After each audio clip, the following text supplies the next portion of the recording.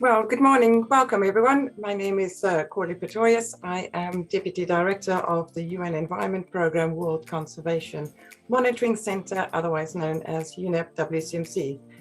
I'm delighted to be here today to welcome you to our webinar that we're co-hosting with Business for Nature, the Capitals Coalition, and World Business Council for Sustainable Development.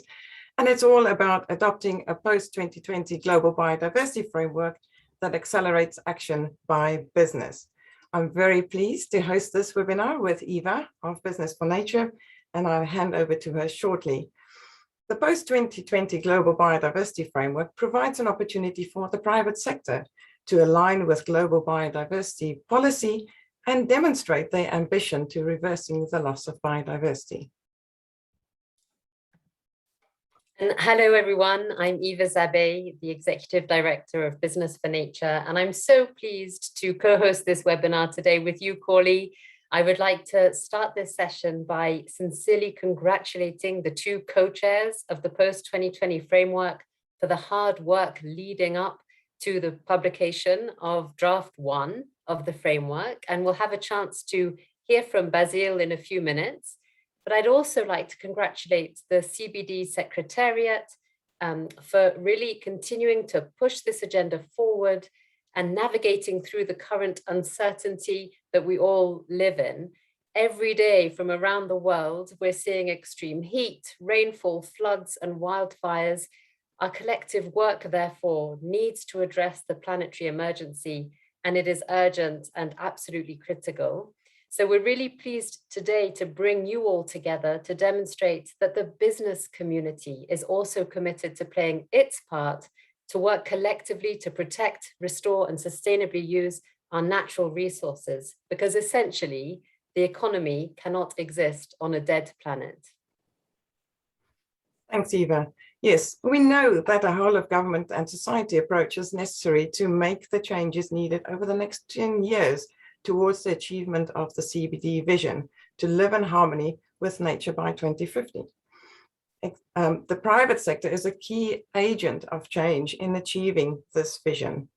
Existing biodiversity-related initiatives such as Business for Nature, the Task Force on Nature-Related Financial Disclosures, the Capitals Coalition, and WBCSD are supported by many private sector organizations in anticipation of the post-2020 Global Biodiversity Framework.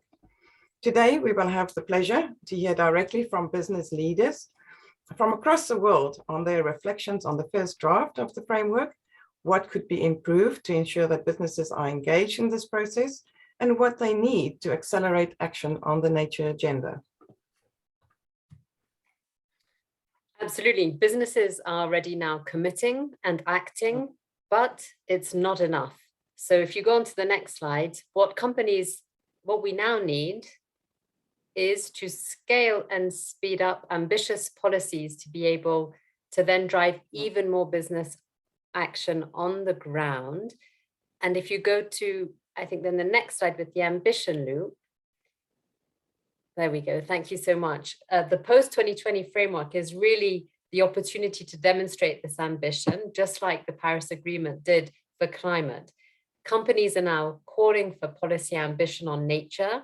In fact, more than 900 companies with combined annual revenue of $4.3 trillion are calling on governments to adopt policies now to reverse nature loss in this decade. Adopting such a global goal for nature, halting and reversing nature loss by 2030 would really help simplify the agenda and engage a community beyond the CBD for all of us to work together towards that same objective. Now, Draft 1 is a clear improvement from the previous draft and a step in the right direction towards adopting an impactful global biodiversity agreement. So there are lots of things that we can be really pleased, and we are very pleased about in this new draft. Business for Nature welcomes the many improvements, in particular, the recognition of the role of business in co-leading the transformation towards an equitable, nature-positive, carbon-neutral world. However, yes, there had to be a however, many key elements still need to be strengthened, improved, and refined to ensure the adoption and implementation of a transformative framework. So we've set out, working with our partners, 8 suggestions with specific text amendments for the negotiators to consider including in the framework. And in a few minutes, we're going to hear directly from some companies about these suggestions to explore with all of you today. Thanks, Eva. But before we hand over to our business colleagues, we are delighted that Mr. Louis Ning, Deputy Executive and Director of the Office of the Executive Committee for the CBD COP15 in China, and Mr. Basile van Havre, co-chair of the CBD process for the Post-2020 Global Biodiversity Framework, has messages for us. So let's listen to these first.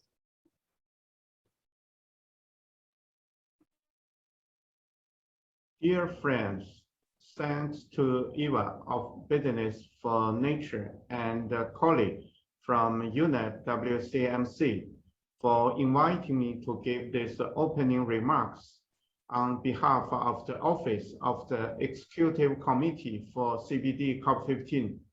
I'm pleased to open this webinar as the Chinese government, as the host of the COP15, is committed to work with all parties and stakeholders to deliver a truly transformative global biodiversity framework in Kunming. To be successful, it must be a framework for all that will generate change across all actors of the society to create an ecological civilization and a nature-positive economy. For this, the private sector has a key role to play. The Chinese government has always attached great importance to sustainable production and consumption practices to promote green and high-quality economic development. In recent years, the government has greatly promoted the protection of biodiversity by delineating ecological guidelines and leading large-scale reforestation programs, making great contributions to global carbon neutrality. China is also mobilizing the business sector to make them an actor of positive change and incentivize them to shift to green business models, managing nature resources in a sustainable way. A business and biodiversity forum will be held in parallel to COP15 to mobilize efforts from financial and business sectors in order to gather the highest momentum. A kick-off event themed the business and financial journey to Kunming. We are part of the solution has been held in June this year, which attract over 500 participants from business and financial sectors, governments, international organizations, and civil societies attended. On this basis, the China Business and Biodiversity Partnership is planned to be officially established during the COP15 Business and Biodiversity Forum, which will significantly step up business engagement to a new level.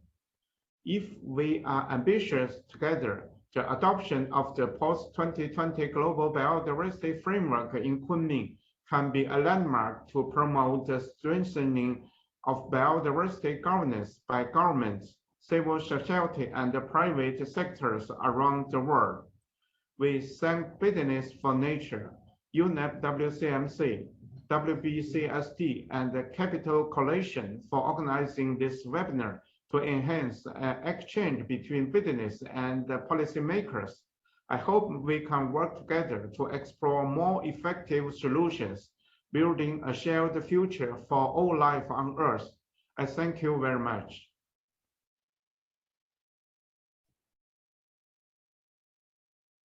Wonderful. We deeply appreciate this clear message from China, committed to achieve a transformative agreement and talking about achieving a nature positive world. Strong commitment also on the role of the private sector. Let's now hear from Basile van Havre on why businesses have a key role to play.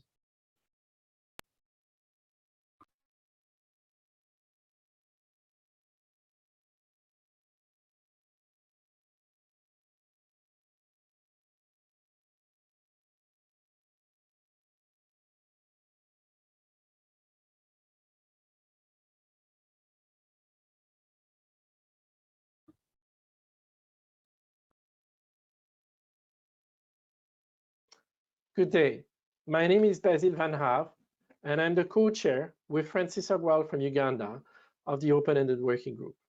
I was asked today to talk to you about the role of business and the importance of their view in the formulation of the framework and in its implementation. Let's start with the diagnostic we've done of the work done so far.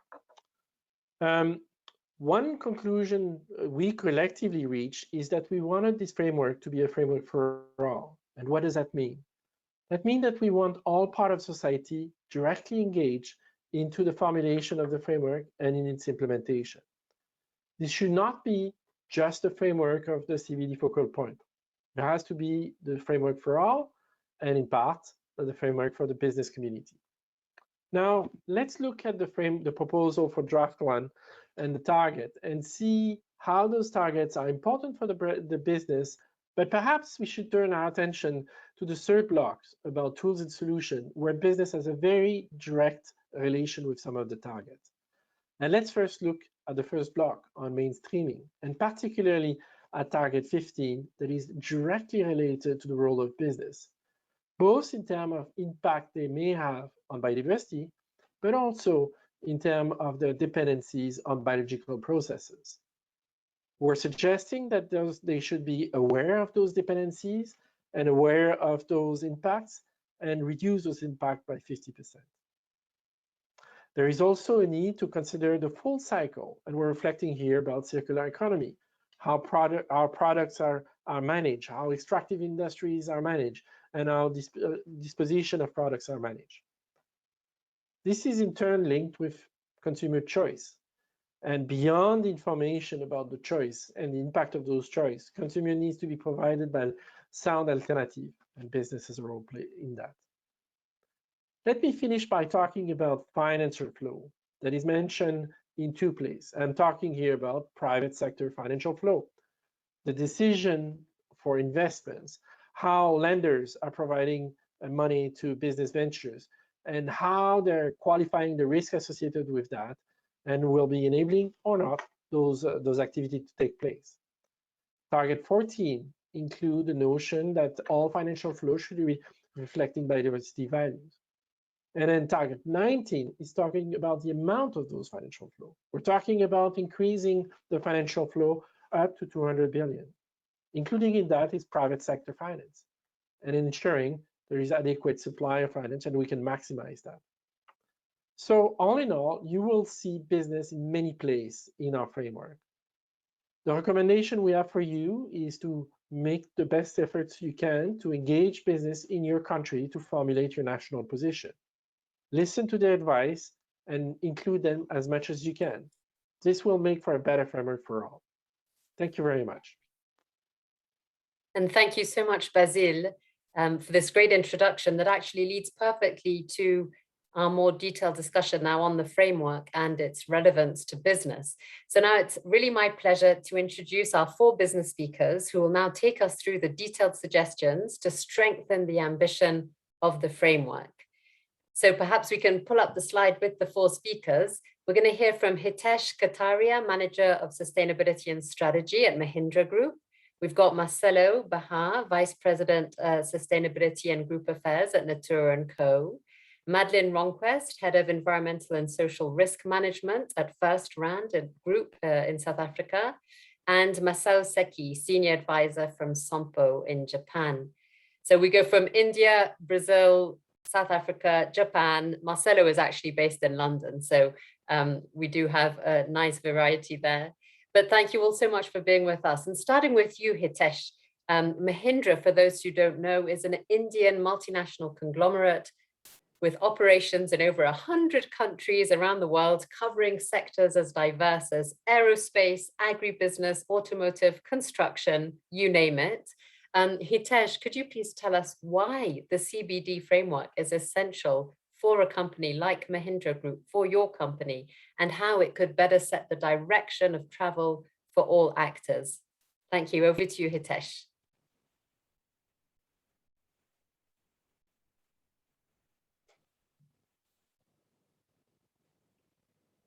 I cannot hear or see you. Let's see. There you are. Hello. Hi, Eva. Can you hear me now? Perfect. Yeah, super. Over to you, Hitesh. Thanks so much. Thank you, Eva. Very good morning and good afternoon to colleagues around the world. This is Hitesh. Of course, the introduction of me and the company I represent has been already done. So let me come to the point. Well, the science is clear to us, right? I mean, we have 10 years as it is widely accepted to reverse the loss of biodiversity. That means by 2030, right, between 2021 and 2030 is the time when we have to take all the actions. And collectively, we must transform our practices. I believe it's a moral obligation on the businesses and which really compels us to participate in these discussions and advocate the point of view. Business needs governments, right, to provide direction at the highest political level and to also to set direction for positive business actions on nature. And we need clear goals. And it's so important if we have clear goals, because in business, we all work with clear goals and dimensions and guidelines, right? And hence we are able to achieve our targets. So to protect nature, to conserve nature, right, to reverse the biodiversity loss, we will need goals. And the mission of the framework is the opportunity to set this goal for all actors to act. To generate momentum, we need clear, simple, and rallying mission. It would help engage many actors beyond the CBD, not familiar with the biodiversity issues like the 1.5 degree objectives, generated action on climate. The current proposed mission is, we think it's a bit long, and it should reflect the ambition level which is needed to achieve the 2050 vision. And hence, I think what BF and Business for Nature has come up with, the 2030 mission for the framework is to take urgent actions across society to halt and reverse biodiversity loss by 2030 to achieve a nature positive world for the benefit of people and planet. I think that's something very important for us. More than 900 companies have already signed the Nature is Everyone's Business call to action, which is calling governments to adopt policies now to reverse nature loss in this decade. And I think such a clear and strong mission would help simplify the nature goals and nature agenda, guide investment decisions, and ultimately provide direction to all of us, including our supply chains. And it is aligned with the growing momentum around creating a nature positive world by 2030, supported by the Race is On campaign and the Leaders Pledge for Nature and the G7. And if I just talk about the suggested amendment, which we feel as Business for Nature is regarding the framework, is that now the mission, actually the mission of the framework for the period up to 2030 towards the 2050 vision should be to take urgent actions across society to halt, reverse biodiversity loss by 2030 to achieve a nature positive world. And I think with this, let me just give you one, Mahindra. We have set a goal for ourselves, and this is applicable to all our group companies, that no matter what, we will become a net zero carbon neutral company or a group by 2040. This means that 10 years ahead of the Paris Agreement. And as we are defining this goal and we are creating an internal mission, we have identified levers. So the levers are that we will do energy productivity, we'll scale up renewable energy, but more importantly, we'll adopt nature-based solutions, right, which will help us sequester carbon. And that's how we are aiming to go to net zero. So clear mission is, I think, always a big support when we have a larger vision. I'll take a pause here. Thank you. Thank you so much, Hitesh. I think you explained there the urgency of the situation, the fact that all businesses work with clear guidelines. So clarity of the goal that we're working towards is absolutely critical, and that it would actually drive investment decisions and strategies within companies. So thank you so much for sharing that. And it's now our great pleasure to have with us Camille Guibal, the French National Focus Point for the CBD. So Camille, thank you for being with us. Please, could you also share some of your reflections on the mission of the framework? Over to you. Thanks so much. Sure. Thank you so much. And thanks for having me. It's an honor to be speaking today. And I'd like to thank both Business for Nature and UNEP-WCMC for the invitation. The IPBES global assessment calls for transformative change in our socioeconomic systems if we want to put nature on the path to recovery by 2030. The post-2020 GBF, with its theory of change, aims to be a concrete response to this call. It notably refers to a whole of society approach where business, civil society, scientists, governments, subnational entities, and IPLCs work together and maximize synergies between their actions. First and foremost, the post-2020 GBF must have a robust set of goals and targets supported by strong headline indicators on the main drivers of biodiversity loss, especially when it comes to land use change, pollution, and climate change. The targets and associate indicators need to be smart and clear so that the business sector has strong indications on ways to contribute. Another key pillar of the GBF will be a robust implementation framework with tools that foster transparency, accountability, and ambition for each actor. As part of this implementation framework, agreeing on a way to report on the contributions of non-state actors to the achievement of the goals and targets will be crucial. We need to be able to know how business is contributing to the implementation of the framework globally in a harmonized way. This is why platforms such as the IUCN's or the Sharm el-Sheikh to Kunming Action Agenda will be key. We need to improve or design these platforms so that they are rapidly fit for purpose. We also need to avoid any potential duplication. The enhanced action agenda should further enable the creation of spaces where civil society and business meet with governments in order to ensure a sustained dialogue. Another key element of the GBF negotiation for France is reforming perverse incentives for biodiversity as they create many environmental externalities that make the conservation and sustainable use of biodiversity more costly. We need a strong target on this in the GBF with ambitious language to support it. The business community's contribution to this work is key, and the financial sector also needs to transform the way it operates. France is actively involved in the Task Force on Nature-Related Financial Disclosure, the TNFD, which aims to create tools that will enable financial institutions to better understand and assess biodiversity-related risks, impacts, and dependencies. Currently, the share of international climate finance in favor of biodiversity and ecosystems is estimated only 2%, far short of the 30% share of mitigation solutions that biodiversity and ecosystems represent. In this context, France will henceforth include biodiversity in achieving the objectives of the Paris Agreement by embarking on a trajectory of ramping up climate finance in favor of biodiversity. During the One Planet Summit in January 2021, France committed to allocating 30% of its bilateral climate funding also benefiting biodiversity by 2030, with the Agence Française de Développement aiming to achieve this goal as early as 2025. Biodiversity protection needs to be embedded in all decision-making processes, which is why mainstreaming is also a key component of the framework where business has strong contributions to make and important responsibilities.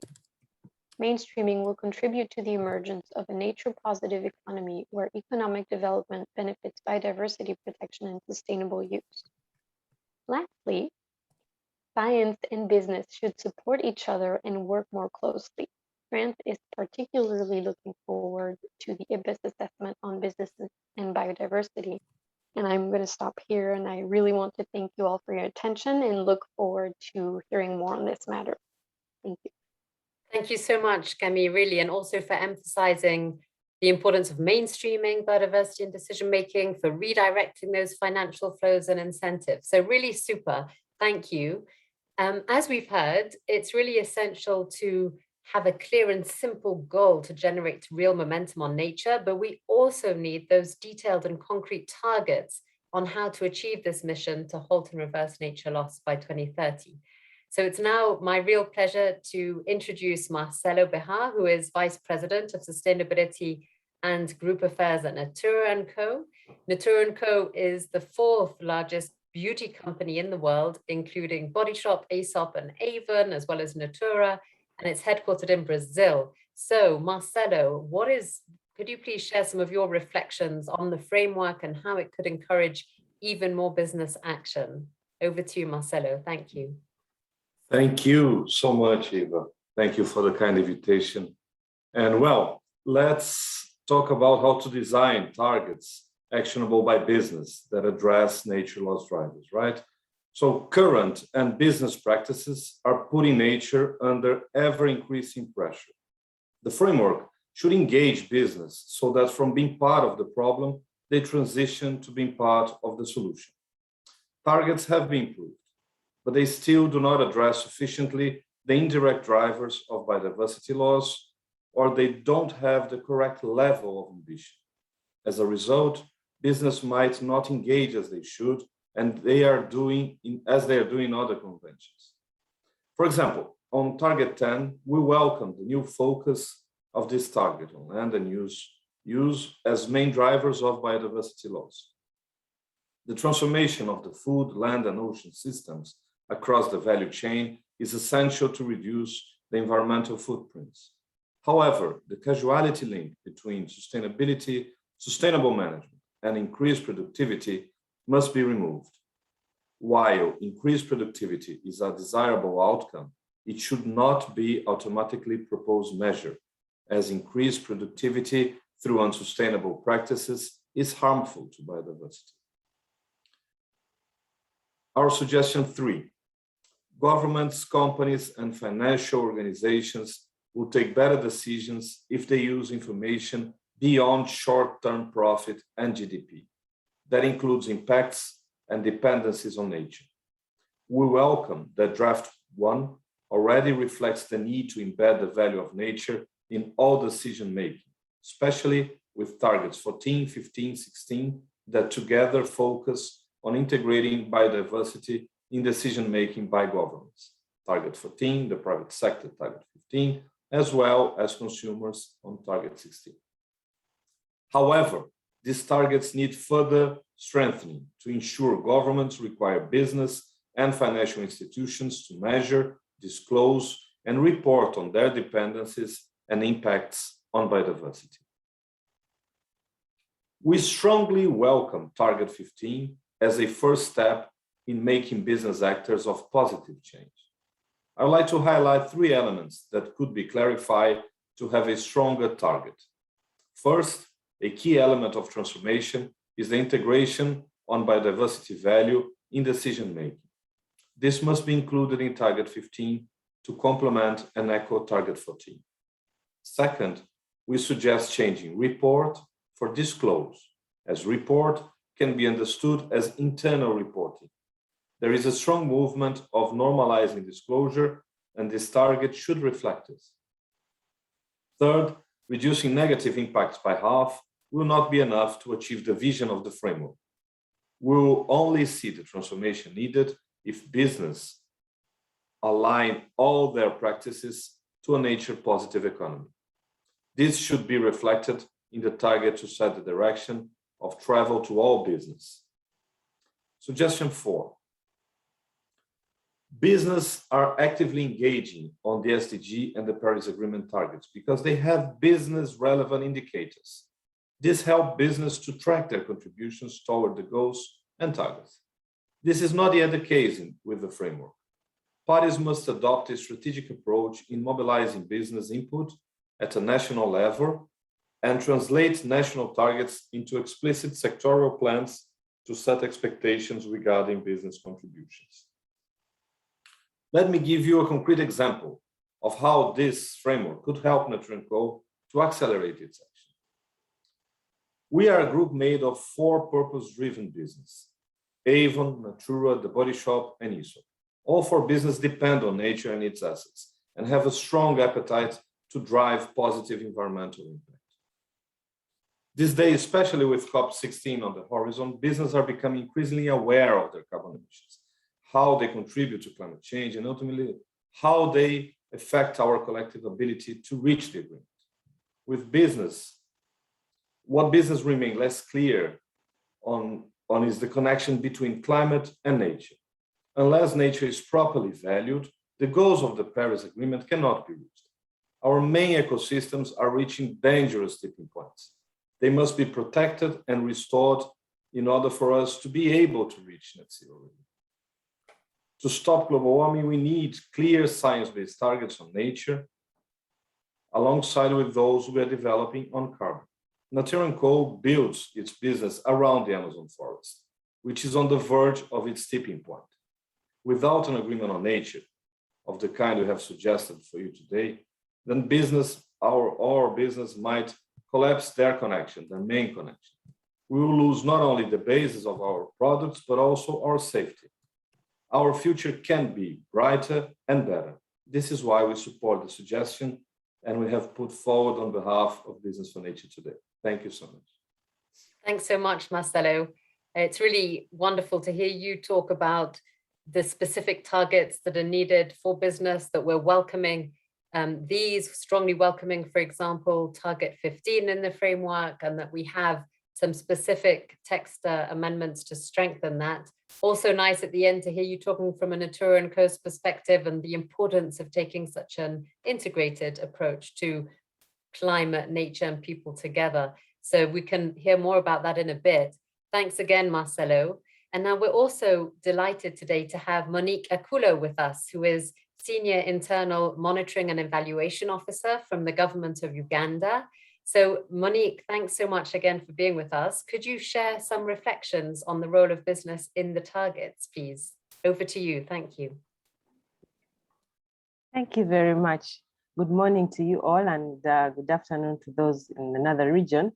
From the previous speakers, we see now we get to know part of the problem and how we can get the solution.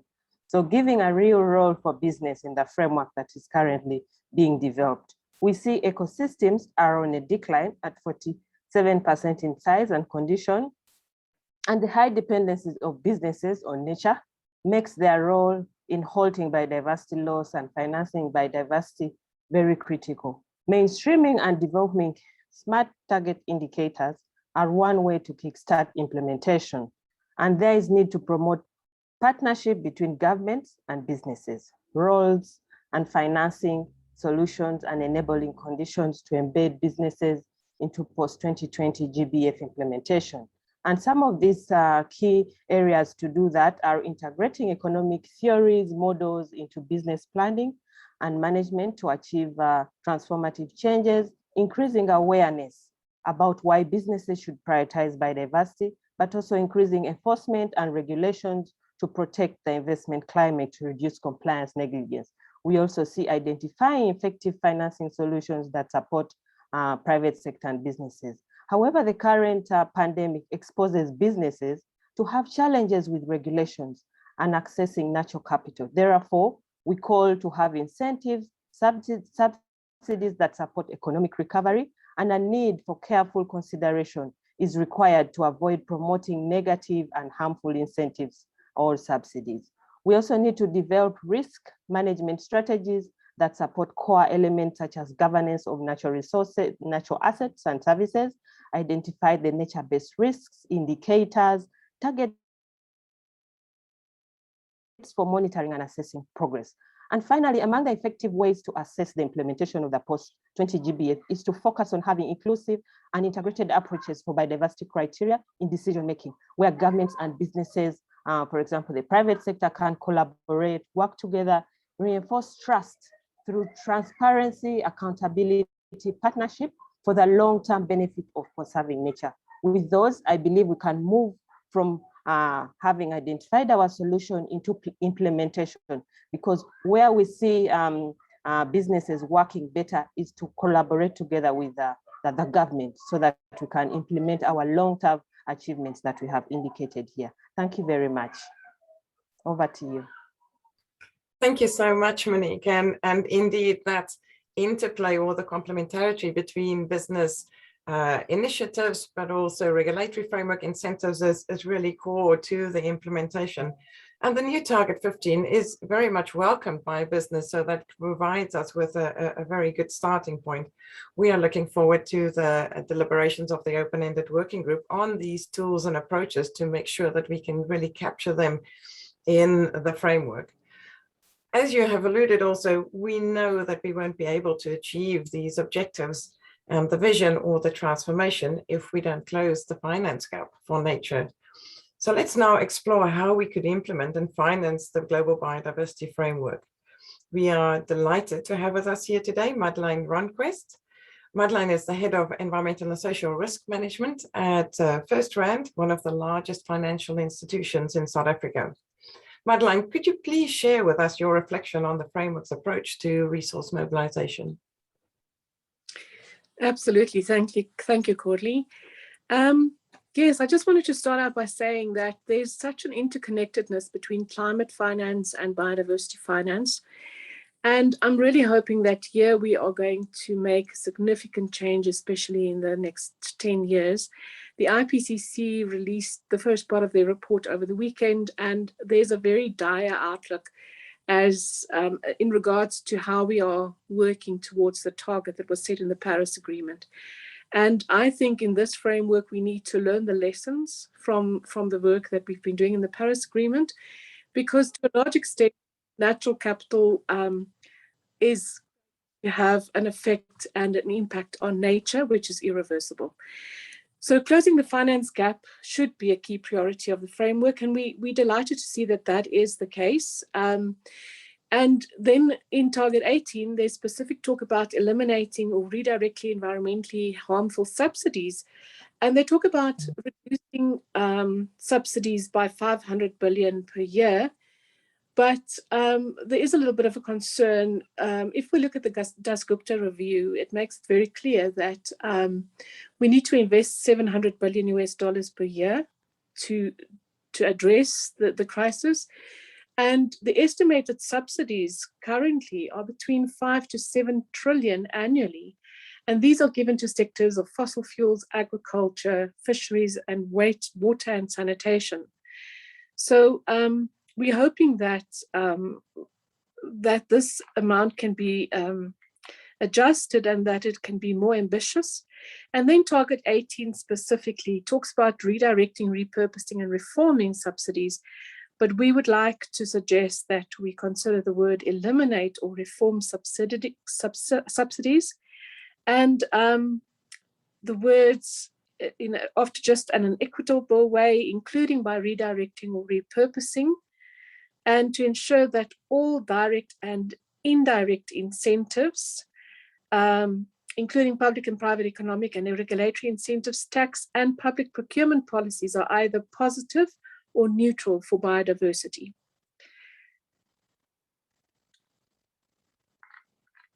And then green mainstream finance, going beyond short-term profit and GDP, is something that we support. And while increased green finance is essential, I don't think that this as a standalone will trigger the transformation that we need. The resource mobilization strategy should not only focus on increasing resources, but also greening mainstream finance to ensure that financial flows from public and private actors are aligned with a nature positive economy. And that would mean that the financial sector is essential and has a role to play, but it should be reflected better in Target 19. And not only referencing leveraging private finance, but also, going beyond just leveraging. And I see that in our climate finance efforts. We have now fully aligned financial flows with the climate strategy. And I think we are making very strong movements in terms of including biodiversity in the same process so that they run in alignment. And if we then look at target 19, it says increase financial resources from all sources to at least $200 billion per year. And what we actually think will push this a little bit further for financial institutions is policy requiring financial institutions and businesses to integrate biodiversity values into all financial decisions. So what we are doing is we are looking at biodiversity. Fortunately, South Africa has very strong biodiversity legislation. It may not be as greatly enforced as it should be, but it's really world-class legislation. And so we consider this in all the decisions we made in terms of lending and investment, but requiring financial institutions to allocate financial cash flow and to integrate fully biodiversity values into financial decisions would really make a big difference for a financial institution to direct financial cash flows, and will align with our current strategy. Thank you so much, Madeleine. Great examples and great leadership also in terms of the way that you are integrating these considerations into your financial decisions. I couldn't agree more that we all need to work in the same direction. So there's no point in different investment strategies working against the nature or against the climate agenda if this is such a critical challenge of our times. I'm going to turn to Caroline from Leenders, Senior Process Manager, Sustainable Transition with the Government of the Netherlands, whose life and day and nights are all about these transitions, and maybe she can share some of her reflections. Caroline, please. Well, good morning all. Thank you for the invitation. I work for the Dutch Ministry of Agriculture, Nature and Food Quality, and from the Netherlands we have been working on resource mobilization with a big focus on the private sector, and then especially on the financial sector. Already at COP13 in Cancun, we organized a side event on greening finance, financing green. At COP14, we presented a report on how to measure positive impact on biodiversity by financial institutions. And recently we published two new reports. One is a case study with 4 financials in the Netherlands that used the biodiversity footprinting method to footprint part of their portfolios. So we footprinted part of the MSCI index, world index. 1,500 multinationals were biodiversity footprinted by this method, which is based on an LCA model. And the second study we published, and there will be in the chat, is how to not only measure impact as a financial institution, but also how to measure dependencies. Because you maybe have heard about the report of our central bank, Indebted to Nature, that showed that a big part of our financial sector, a third, 514 billion euros, is exposed to a possible risk of biodiversity loss, financial risk at risk. So with all these tools and metrics out there, there is the time will come very quickly that financial institutions will start asking from companies for data on their supply chains to be able to measure impact. So the message from the work we have been doing in the Netherlands with our sector is that the private financial sector is moving on biodiversity, will start to develop all kinds of methods and data and metrics. And as companies, you better start reporting on transparency. Last thing, and I do want to echo my former 2 colleagues, Camille and also Madeleine from Uganda, the need for working together for good targets. That's very important. I mean, we have to bring the horizon closer. If we have good targets, we can make scenarios, and that's what the financial sector needs. And last of all, I would like to say that we started a new initiative. We have been we have helped to set up the Task Force Nature-related Financial Disclosure. We have in the Netherlands the Partnership Biodiversity Accounting Financials. On the EU level, we have the Finance for Biodiversity Pledge. So there are all these coalitions working together. So maybe it's also time to work together as governments and financial institutions. So we're starting a new initiative. It's called the Interface Dialogue Finance and Biodiversity. please reach out to the Netherlands if, as negotiators to the CBD, you are interested in the developments and the momentum of the financial sector and how to bring it into, that was my sound, how to bring it into the post-2020 framework, because I think we can strengthen it, especially on data and transparency for the financial sector. Thank you very much for this opportunity and have a good day.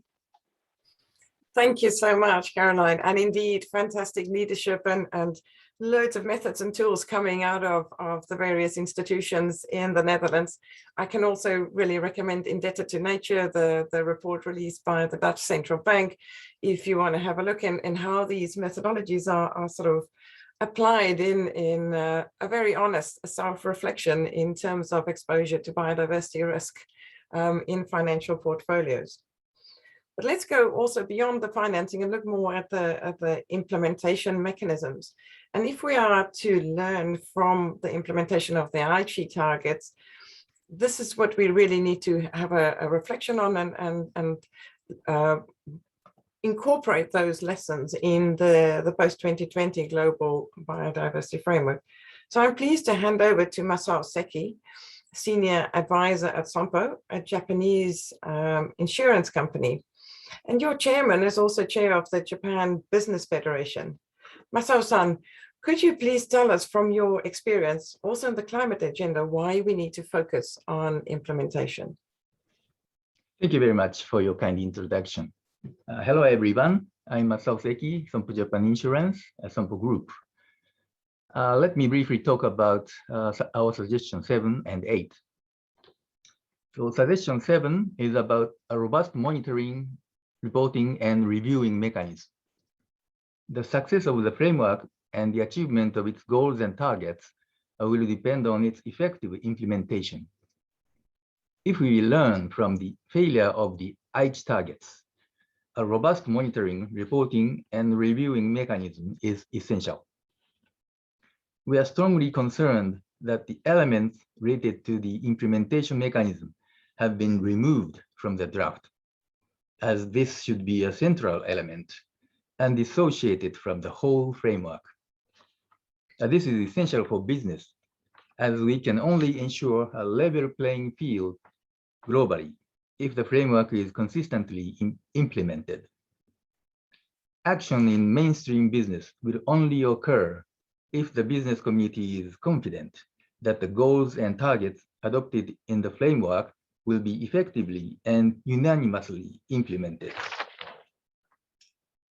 The framework should therefore foresee an iterative process for the implementation of the framework to ensure that once parties have collectively assessed how much progress they have made towards achieving the targets, they have the opportunity to ramp up the delivery of their biodiversity plans and commitments, and to strengthen their national targets. The proposed text amendments for this suggestion are to include this cyclical mechanism. Now let's move on to suggestion 8. Suggestion 8 is about an integrated approach to the CBD and UNFCCC. The framework should resonate with a large community of actors way beyond the CBD community, and therefore recognize and align with other elements of our planetary crisis, including the climate, health, and social equality crises. So our proposed text amendments include these points. We strongly welcome target 8 that aim at bringing this coherence and alignment, but we believe that it could be strengthened by including the concept of nature-based solutions with an ecosystem-based approach that represent the best solution to tackle climate and nature in an integrated way. This is essential to make the CBD process relevant beyond the CBD and bring convergence with the UNFCCC process to ensure co-benefits. We emphasize that integrated approach is critical, and nature-based solutions must respect the key principles of sustainability and global standards so that they do not cause harm to biodiversity or people. And finally, let me talk about Sompo, and why these suggestions could help us accelerate action. The SOMPO Group has long been deeply involved in sustainability issues since the Rio Earth Summit in 1992. And as an insurance company dealing with a variety of risks, and as an asset owner and service provider in a position to promote sustainable finance. In the field of biodiversity, based on our motto of from awareness to action and fostering people who plant trees, we have been working on many projects such as open environmental lectures for citizens and biodiversity conservation programs in collaboration with numerous NGOs.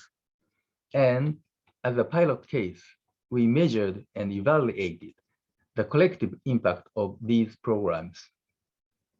Along with climate change, nature is increasingly required to be embedded into business strategies and decision makings.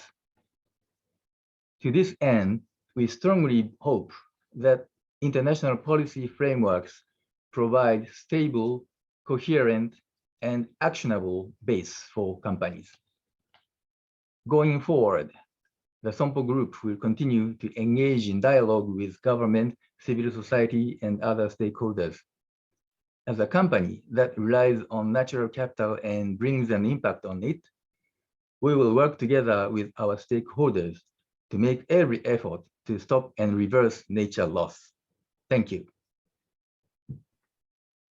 Thank you so much, Masao, and I really appreciate this, the emphasis on the integrated approach and the recognition of the business and its role in society and its responsibility to society. I also want to point out that I am very much aware on the political disagreements that there might be around the term nature-based solutions, but nevertheless appreciate the attention that's given to inclusive and rights-based approaches and that engagement of stakeholders by business. Thank you very much for that. So let us stay in Japan a bit longer to hear some reflections from Mr. Ryo Kawamura, Director at the Ministry of Environment of Japan. Kawamura-san, could you please share your perspective on the implementation mechanism and how it could support business action?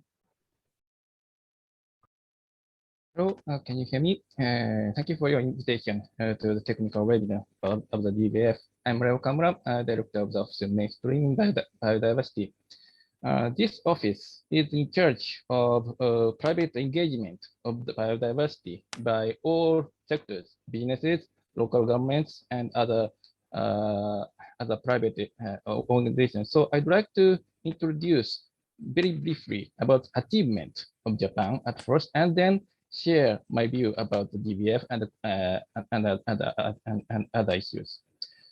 At first, Ministry of the Environment and Keidanren, Japan's largest business federation, have been working together about mainstreaming biodiversity for about 30 years. As a result, 255 Japanese companies established their management principles incorporating biodiversity. I believe this is the highest level in the world. And many of these companies have their cutting-edge technologies, products, and services which can contribute to biodiversity conservation and restoration. Towards the COP15, Ministry of the Environment and Keidanren are collecting these good practices in order to share with the world concrete solutions for the DBF. For such companies, smart setting and implementation of the DBF is necessary. It should be to clarify what business sectors and other economic organizations should do for the next decade. I think the first draft is a good starting point, but especially target 15 is not sufficient from this viewpoint.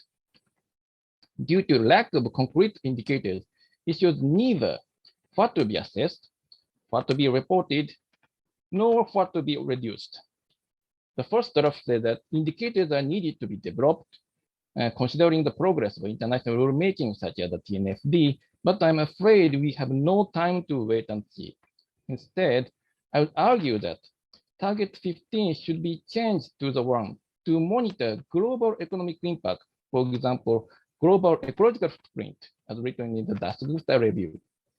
Under this approach, business sector can assess, report, and reduce its impact, considering the status and trends of the global impact with flexibility of indicator choice. I hope this approach can contribute to improvement in the draft. In addition, the climate-nature nexus is also important. In Japan, for example, decarbonization needs significant increase of renewable energy such as solar and wind. Due to constraint of land area, development of renewable energy often causes conflict with nature conservation. So we need a balanced and integrated approach.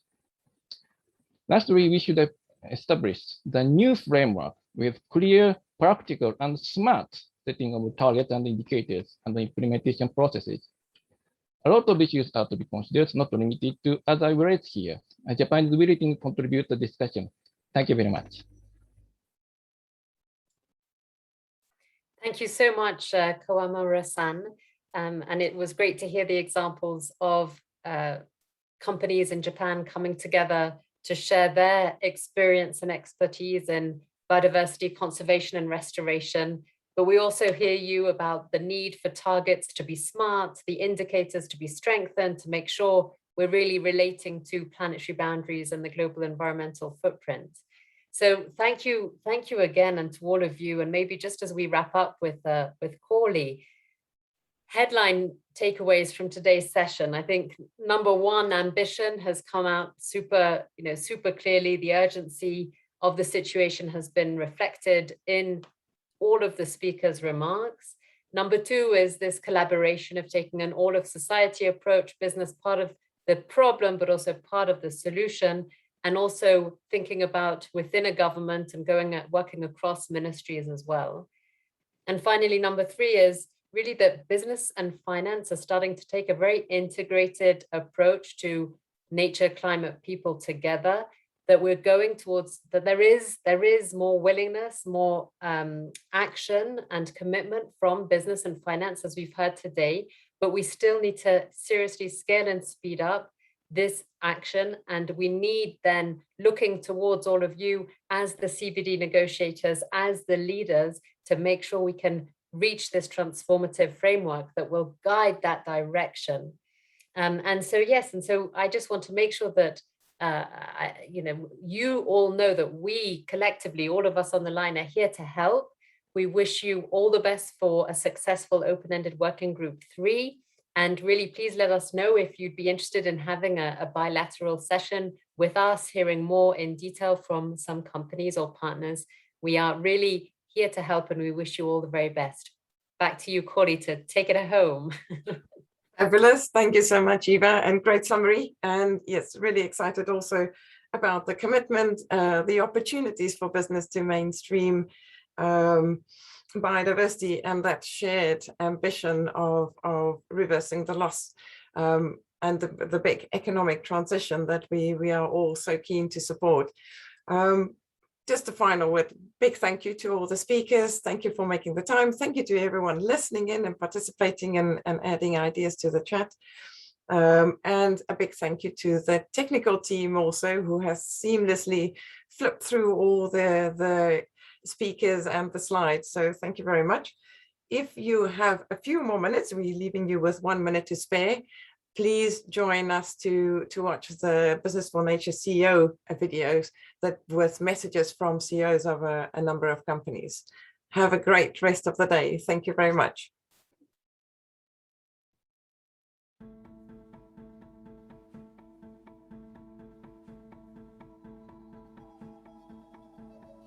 The science is clear.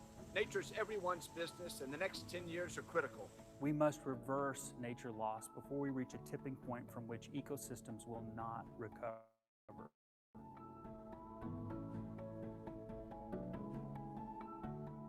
We are proud of applying our science to drive innovation that helps reverse nature loss. How we can work together as a human community to respond fast, better. By recovering waste as a source of energy and a source for raw materials, we are preserving Earth's resources and shaping cleaner cities. Cost of inaction is too high when it comes to nature loss. We believe that we nourish people by nature with very healthy dairy products. But we can only do that if we nourish the planet. We measure the impact on biodiversity at portfolio level and strive for a net positive gain in 2030. We need governments and policymakers to also be transformative and create new laws and frameworks, and of course in collaboration then with businesses that needs to step up with their actions and their commitments. Only by working together with governments, communities and societies will we be able to create a healthy planet for everyone. We need to develop and implement frameworks that integrate the value of nature in decision-making and global market mechanisms. Policies that make the best available technologies mainstream, transparently measure their impacts, and integrate sustainability into the education system. I welcome rules regulation which encourage circular economy on climate and incentivize companies to have a positive impact on biodiversity. We owe it to our stakeholders and to the next generation of stakeholders to protect nature. Our collective future depends on global communities coming together to ensure a greener and more inclusive tomorrow.